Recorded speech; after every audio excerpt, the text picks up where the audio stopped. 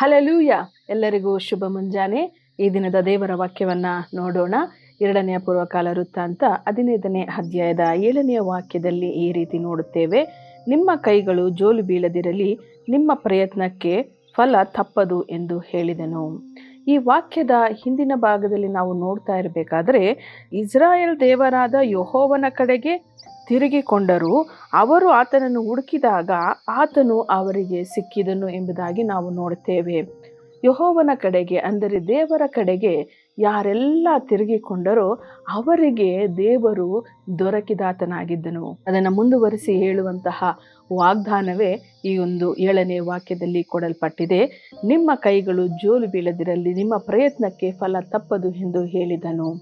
ನೀವೆಲ್ಲರೂ ಕೂಡ ಎಷ್ಟೋ ಪ್ರಯತ್ನಗಳನ್ನು ಮಾಡಿ ಸೋತು ಹೋಗಿರಬಹುದು. ಮುಂದೆ ಏನು ಮಾಡಬೇಕು ಎಂಬುದಾಗಿ ಗೊತ್ತಿಲ್ಲದ ಹಾಗೆ ನೀವು ಕೂತಿರಬಹುದು.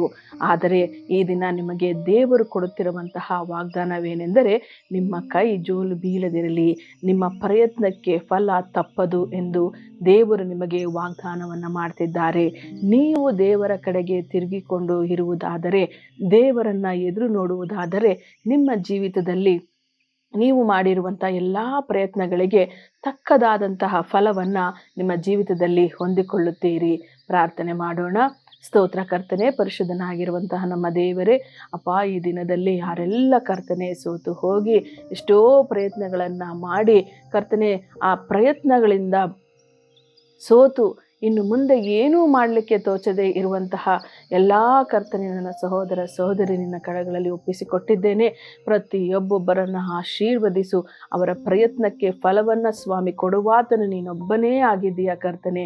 ಅವರಿಗೆ ಫಲವನ್ನು ಕರ್ತನೆ ನೀವು ಕೊಟ್ಟು ಆಶೀರ್ವದಿಸಿ ನಡೆಸಬೇಕಾಗಿ ಯೇಸುವಿನ ನಾಮದಲ್ಲಿ ಪ್ರಾರ್ಥಿಸಿ ಬೇಡಿ ಹೊಂದಿದ್ದೇವೆ ಕರ್ತನೆ. ಆಮೇನ್.